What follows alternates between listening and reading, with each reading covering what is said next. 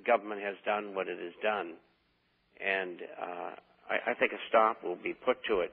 When that happens, irrespective of whether it's good or bad, in fact, in the long run, it's good, it will take the market down.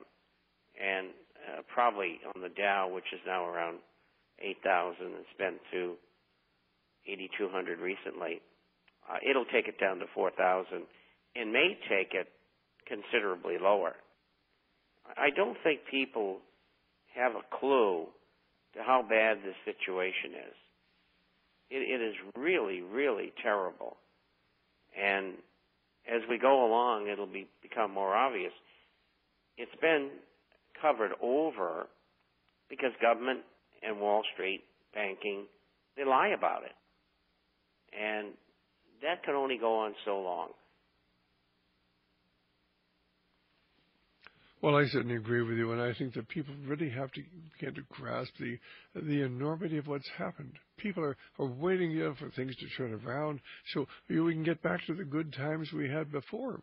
And yet, of course, I keep reading some of the people out there a lot smarter than I am economically, and they say that those times are not coming back again.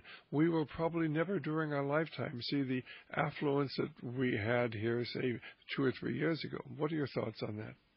Well, I've said the same thing, and I've compared it to when I grew up during the 1940s and into the beginning of the 1950s. I left high school in 1953, so I think the times are going to be like that. And when having a job was a privilege, it was very difficult to get a job. It was very difficult to get wage increases. Hold that thought. We'll be right back. Well, this is Dr. Stan. Bob was just talking about how the world we have known in the past is just not going to exist. I mean, certainly Bob and I grew up in the 1930s, 1940s, and things were tough in those days. My dad, worked at a department store. He made $100 a month. I mean, that's all he made. But we lived on it. We had a little house that my folks bought for $3,000. But we had enough to eat, and we didn't have a big fancy car, but we did have a car. We were able to get around. We could live with far less than the course they've been able to create through this phony monetary system. But certainly this whole thing is in the process of collapsing, and Bob was saying he doesn't think we're going to see those good days for a good long time, if probably ever during his lifetime or mine. But you go ahead, Bob. Well, my father in 1935 was making $16 an hour, $16 a week, which is the princely sum of about $68 or $70 a month. And we didn't have a car, all the way through high school in 1953. We never had one. And we lived in a city, so we could use buses and so on. But we were poor. But most people were poor. And it's going to come back to that. Most of the people who are alive today didn't experience what Stan and I did. And we didn't like it, but it was a good training period. And we can go back to that and survive. But the question is, psychologically and sociologically, can the world handle it? Can the average person in America live that way? Probably. They're not going to like it. But I think there's going to be an awful lot of suicides. Well, I think the important thing is for people to begin evaluating what's really important. Affluence is a wonderful thing, and it's a terrible thing because you tend to get indifferent to things. You really aren't concerned. You just want to keep getting more and more without understanding that the really important things in life, have to do with family. They have to do with God. They have to do with moral values and doing what you should do rather than what you want to. Well, let's go to Angie, who's calling us from Arizona. Hi, Angie. Do you have a question for our guest? Hi there. I do. I'm so happy I got through. It was very easy.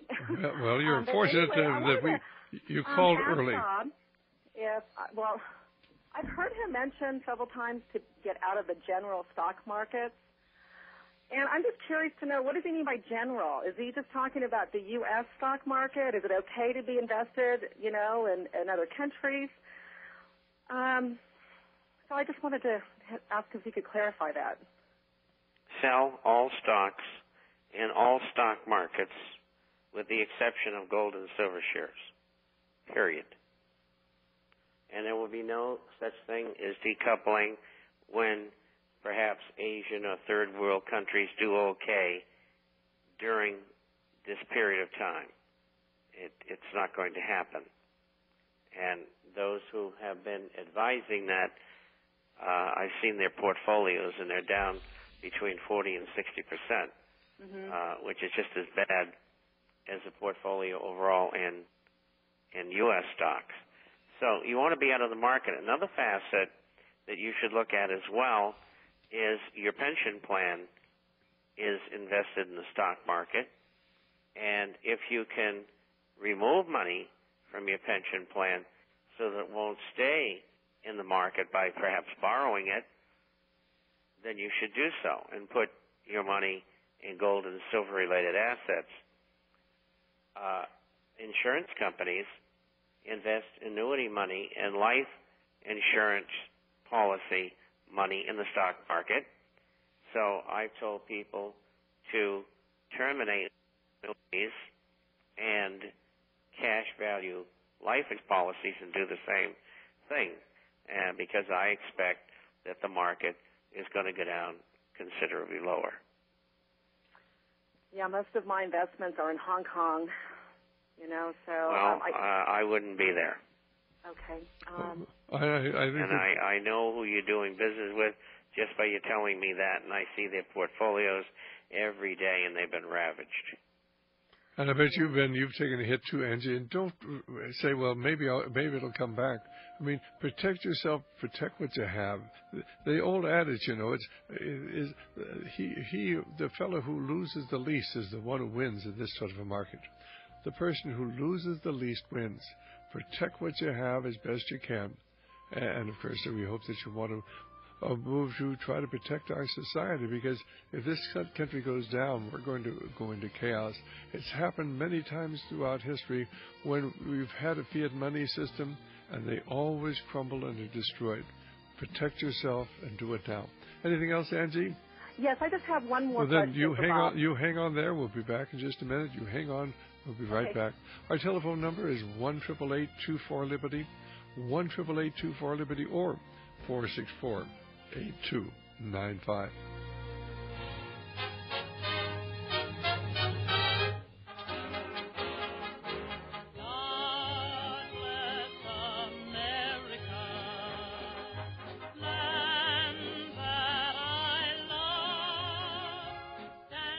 Well, this is Dr. Stan. We've got Angie. Angie, do you have another question for Bob? I do. I wanted to ask him if he knows anything about, I have two junior mining company or stocks in Australia, Integra Mining and Hill End Gold, and I wanted to ask him if he knew anything about those two companies. I've been involved in the markets for almost 50 years. I was the largest gold-silver stockbroker in the world for 28 years. And because of the corruption in companies and the way that they're operated in Australia, I've never purchased them and never would.